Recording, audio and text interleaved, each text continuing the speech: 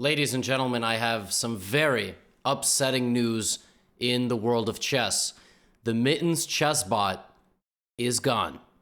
And this video will be a ceremony of its existence, will be a celebration of all the incredible memories that we had playing against this fuzzy little demon which tortured us for the entire month of January. Mittens was single-handedly responsible for bringing in millions of views, not just for chess creators like myself, but also for chess in general. A lot of people did get into the 64 squares because of Mittens, including some of you watching this right now. So, in this video, I will share with you the final epic battle that Mittens played, and that was against the Megan bot. The Megan bot was dedicated to that movie that came out. It was like an AI, and Megan went through all the bots of cats and then played against Mittens, which was the final boss of the felines. And that's it.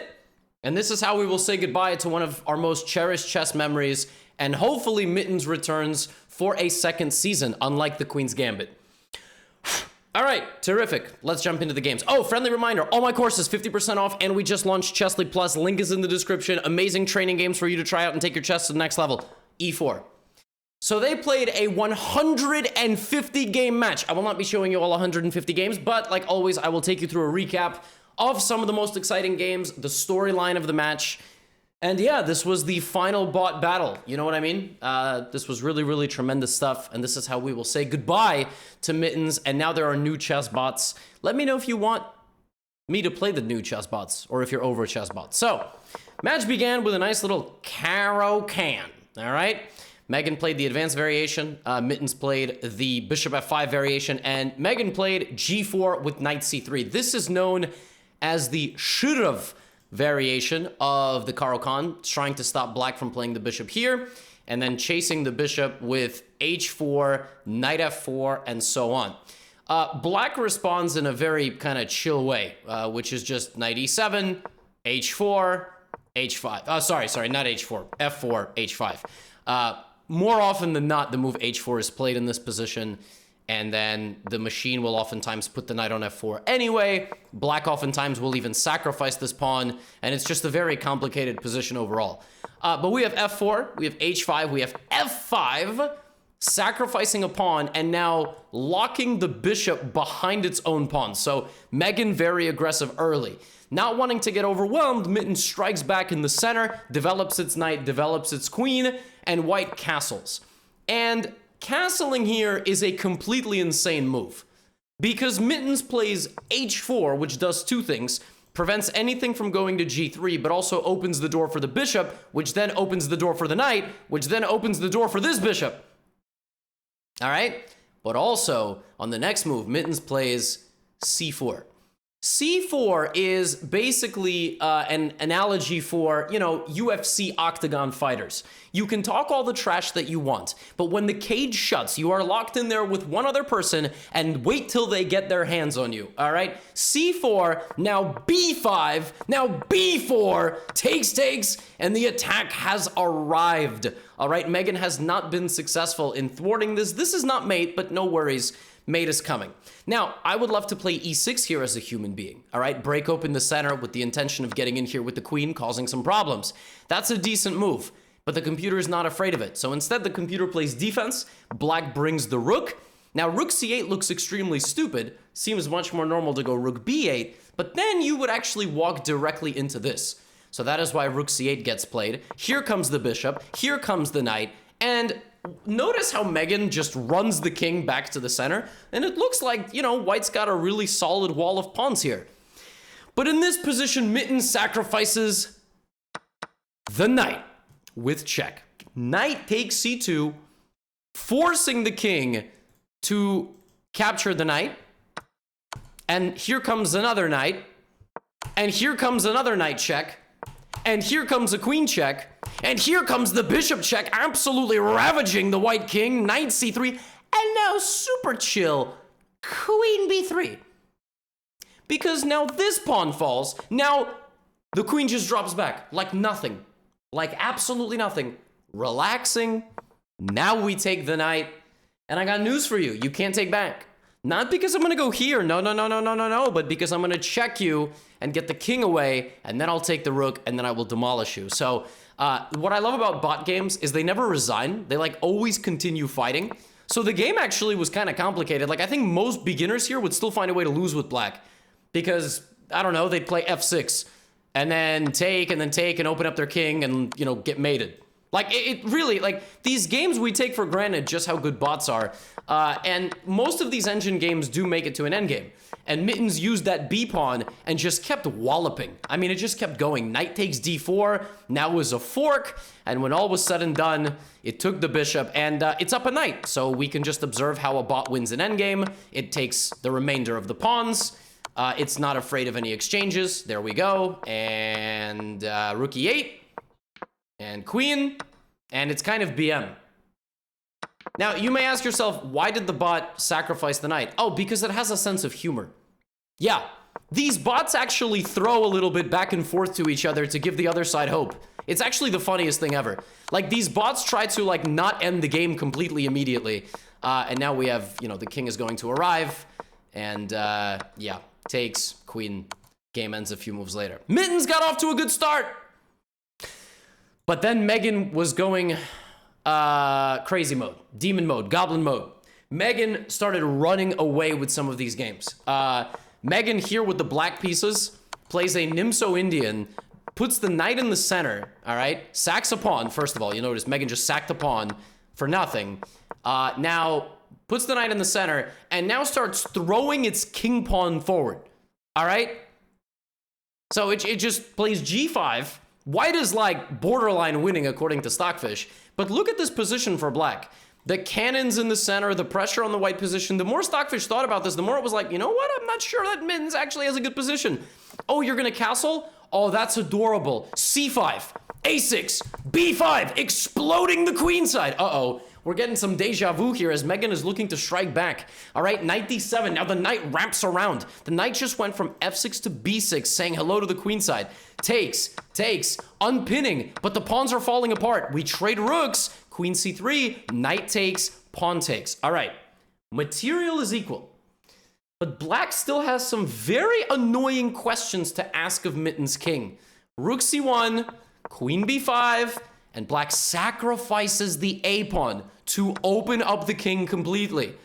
Now, Stockfish evaluates this as equal, as a balanced game. And a balanced game it is, but in a balanced game, you can make mistakes, all right? And after locking down the queen side, Megan started firing on the queen side, on the king side too. What is Megan doing? Oh my God. Bishop back to g6. A lot of questions are being asked of the white position. Can we just do an instant replay? Look at this rook. Mittens completely malfunctions here. Just starts moving its rook back and forth because it literally can't do anything. It can't move any pieces. All of its pieces are tied together and under fire. Rook h1, rook c1, rook h1. And finally, Mittens is like, I gotta do something. Takes, rook b1, rook b7, bishop c8, hitting the rook and defending the pawn. This is ridiculous. Queen f5, rook h3, and suddenly black started taking over the game. Rook h2, queen f6, blocking all the threats. And just like always, engines will send it to an endgame, just like Magnus Carlsen. And this is all you need to win. You need one outside pawn supported from far away by a bishop, and that pawn is going to go, and you just can't stop it.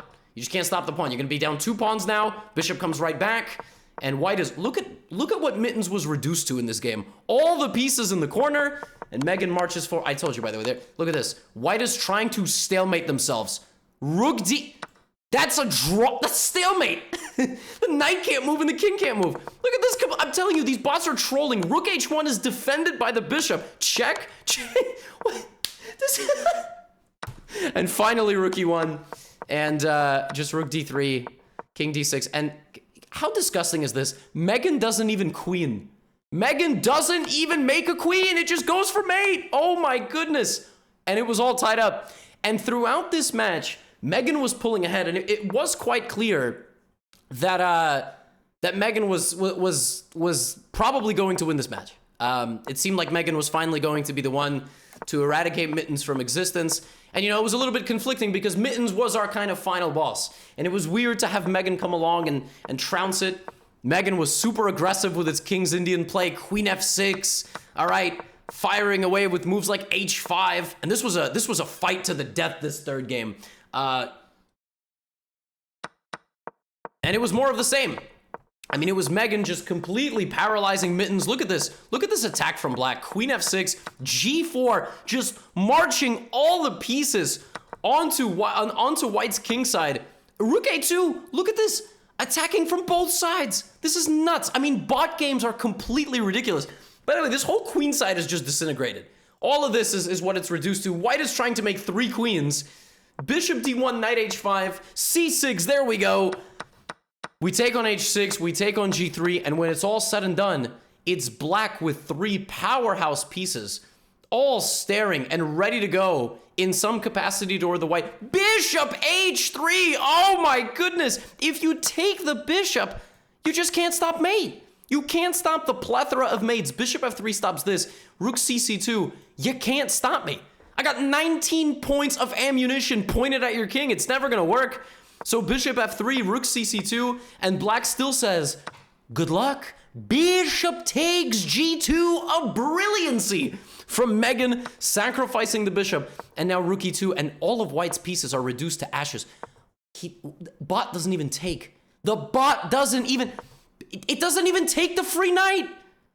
Because this and this is on the way, and Black's king is safe. Queen b3, rook f2, rook b2, and Mittens had to sacrifice its queen and play desperate defense, but it's not good enough. Black now hunts all the pawns down, and that's it. You just can't beat a queen with a knight and a bishop. It's not going to work. All your pieces are lost, and a brutal conclusion to this game. Megan was pounding, all right, was pounding the kitty throughout this match. I mean, it was... oh, it was brutal. I mean, it didn't really matter. e4, e5. In this game, this was probably the most ridiculous beatdown of the entire match. This is a cozy-o Ruy Lopez. It's anything but cozy. Oh, though. d4. Damn, rap god Gotham. d4. And Mittens attacked the bishop. This is why bot games are completely ridiculous. Mittens attacks the bishop on b5. And White just goes here. White gives away the bishop for nothing. Now sacrifices the knight also. It loses a bishop and a knight, but it gets 2 pawns, and it gets an attack on the queen, and it gets a capture of a 3rd pawn, and it gets a capture of a 4th pawn, and the Black king is stranded in the center. The point is, I can get your rook, and I will get the rook in the future, but Black cannot castle. Black cannot castle. That's the most important thing. I get your rook. It's going to take you a little time to get the rook, but most importantly, I have more pawns and your king is in the center. Instant replay, real quick. All right? One time for the one time. Knight d5. The point was that after this would be a problem for Black. So we have a b5, and Megan gives up like the house, but gets it all back. And this was a vicious, brutal beatdown. All right, this was. If your kids are watching, you gotta tell them violence is not the answer. All right, unless it is. Queen h5 check. Queen h7. Knight g6. Mittens has 1 pawn left. It's the 22nd move. Folks, you get 8 pawns to start the game. How do you lose 7 of them by move 20? This is the only pawn remaining. Bishop g8. Queen back to h3, that is a sacrifice of a knight, but rook d1, that's mate. Megan is giving up all of its pieces to mate Black. This is unbelievable. And this just continued. I mean, the king hunt. All right, queen h3 back. White is up 6 pawns. 6! Queen e4, 5. But it doesn't matter because the attack is so strong. You're going for that b7 pawn now, and the king is still being hunted. Rook takes, knight takes, stripping Black down of the last bit. What is this? It's knight, knight, bishop, which is 9, for rook and 5, which is 10. So White is up 1 point. Queen g4, queen f4, b3, g4. Counterattack on the rook. The rook slides out of the way. Rook c1. Okay, Black has given up a knight because there was no way to deal with the pressure, and here come White's pawns. Here come White's pawns. Here come White's pawns, and the rook in the corner, and the pawns just keep going. Pawns just keep going. Trading. Rook c5. It's just a matter of time, folks, until that b7 pawn also falls. Black is going to be unable to defend the position any longer. Rook c1 back, rook c7 check, rook d7. But instead, white goes for the glory. White doesn't go for the pawn. King g5, f4, and slowly, look at, I mean, once again, if you take it's a draw. Don't blunder a stalemate. King f5, and that pawn may fall. And fall it does after 72 moves. RIP to the b pawn. White advances. White knows how to checkmate with a king and a rook. Trolls a little bit, but we get down to rook h8. And it was looking like this was the end of it. But if you had the patience to survive 15 minutes, it all started turning around. Something roared inside the kitty, and it went from being a little orange tabby cat to a lion. Mittens was not to be denied. e4, a Sicilian defense. This was part of the last 10 or 15 games that they played. This was an absolute barn burner of a Sicilian. This is a Paulson Kahn Sicilian defense. Bishop e3, black is going for a hedgehog structure with everything on the third rank. f4, take, and as you see, b6. Now, the way you take down a hedgehog structure where everything is like this is you gotta attack. f5 is the thematic way to play, because if black ever does this, what you do is you come back, that square is yours forever, and the attack will rage forward. But bishop d7, rook c1, b3, a4. Now black finally played this move. And that was the last move that Megan played in this game, because the rest of this game was Mittens.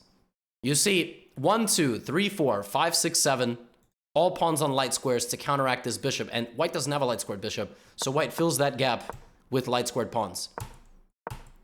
Completely shutting down black. Look at this position. Mittens becomes a snake in this position, restricting black's oxygen completely. I don't have a light squared bishop, so your light squared bishop literally will never be able to breathe. And when the center is this closed and I have such a space advantage, you can either convert it by trying to win material, or you can convert it by getting to the king, because black is unable to bring help. And that is exactly what happens in this game. Knight h5, queen goes to g4, take, h4, I am the one who knocks. Queen c7, c5, sacrificing the pawn. c5 is a brilliant move. Black was looking to create counterplay against the king and get into white's position. So white says, choke on this fishbone. You have to take my pawn, because if you don't, I will march even further. And when you do take, you will no longer be able to breathe. You can ignore me. I'm still gonna take. Bishop e8, g6, suffocating, dc, f6, bursting into the position, takes, queen f7. And the hunt continues, but now it's all over. I'm up a knight. You would beat Megan in this position too. Queen h6, knight e6, you can't take, that's mate. Come back, grab the rook, and from here it's just a matter of technique as Mittens slowly marches forward, wins the queen, is going to win the rook, but just delivers mate in the center of the board. And probably the most ridiculous game of this entire... Why is Megan Isle of Man in... Whatever, you know what? It does... Whatever. The most disgusting game of this entire match was this one. This was the final game that they played. The final game. This was one of the most disrespectful games I have... Like, the conclusion of this game? Heinous. Disgusting. Oh my god, it was so bad. Let's watch.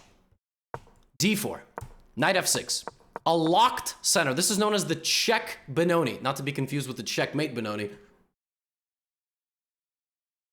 Yeah, you just forget that ever happened. e4, and black plays a very locked structure, right? So we have knight g3, developing, f4. Now, from the opening, Megan is better. Megan is better because the check Benoni is garbage. This is under fire. White is always threatening with e5, h4, h5 stuff, queen d2, rook e1. All black really has here is queenside counterplay, or if white messes up marching forward. Bishop d4 check, b6, but the position is looking absolutely stunning for black, who all they can do is just play like this. Just put the hands up and try not to get hit. Bishop back to e5. Rook f1, bishop d4, and now a4. All right, Mittens kind of locks the position, but Megan takes too long, and suddenly Mittens plays b5. And generally in these positions, if black can start doing something on the queen side, they're going to have success. b4. All right, now a few moves later, Mittens plays g4. Black locks it, g5. And now Mittens says, this is my final form, h5. I am attacking you on both sides of the board. All right? Queen g2, I slide my king out of the way. You can take and go for my pawns over there. Queen d8. My queen is going to come help and also attack your king. Queen c8, targeting your pawn and also targeting these pawns. c5, but that's not the same pawn sacrifice. You can give me the pawn, but I'm sliding out of the way, and hello, I have a 2-on-1. So now Mittens uses the a pawn as a decoy, just saying hello to the black position, to the white position. Hi, you got to deal with my pawn. Someone's got to go monitor that pawn like this. And the second that you do that in this position, of course, folks, it would not be a Gotham video, an iconic send-off video, a ceremonial video, a celebratory video of the life of the Mittens bot without, in its final game, it sacrificing the rook! Rook takes c4! And the point is that black now has a friend. The b-pawn and the a-pawn team up to create problems for the white position. But h takes g4, destroying the side over there. H takes g4 back, and in this position, Mittens plays an aggressive move with its king, opening up the h file for the rook. It's an avalanche. It's an avalanche from two sides. You're completely surrounded. Rook takes a2, hits the queen. Bishop takes... Bishop takes d4, sacrificing the queen for a check, and for a rook. And the position became this. Mittens has 3 pieces for the queen.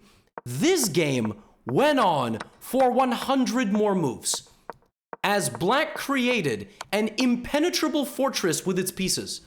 None of the pawns can move forward. The king is safe because this king can't get in. These pieces all defend each other, and the c-pawn goes forward.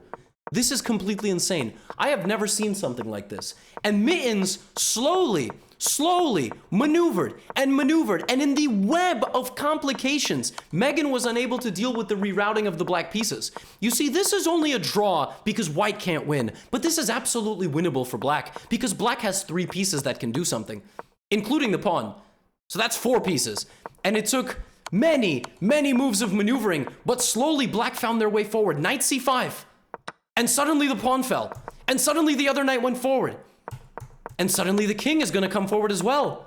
Knight f3, knight h4, dancing among the white position. Slowly. Uh-oh. It's down to 1 pawn for Megan's. Megan's, plural. Mittens and Megan's. Look at this. This is this is mind-bending stuff. Look at this fortress. And now white has to deal with 2 pass pawns. And that's all it takes. And folks, remember when I told you that the conclusion of this game was absolutely ridiculous? It was the most disrespectful conclusion I have ever seen. Because in this position, black marched forward with the pawns and the king. The king became an aggressor. Look at this wall of pieces. Protecting the black king. The king walks forward. The pawn walks forward as well.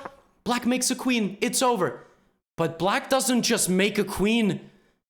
Mittens ends up making a second one, like this, and it doesn't even take the queen. It could have taken the queen, made another one, and won.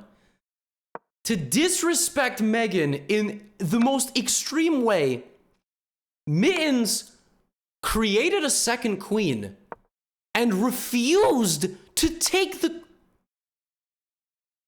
It had mate in 2. Any move is mate in 2. It refused to take the queen. This is so disrespectful. It left Megan with a queen on the board and delivered a mate without taking the queen. Oh my God. Mittens won the final bot match 81.5 to 68.5. Mittens did not lose in something like the last 20 games, and it went out into the night, into the dust, disintegrating like at the end of the Avengers movie, with queen b5. 2 queen checkmate, leaving Megan with a queen to its grave. And that, folks, concludes the incredible journey of Megan and Mittens on chess.com. What a time. January 2023 was really quite a time. If you managed to watch this video and you don't know what any of these bots are, you missed chess at its absolute peak, but who knows, maybe you're watching in the future and chess is even higher than it was in 2023 January. So goodbye, Mittens. Goodbye, Megan. Hopefully we see you again at some point in the future. Maybe when the bots have some sort of war among themselves. Now get out of here.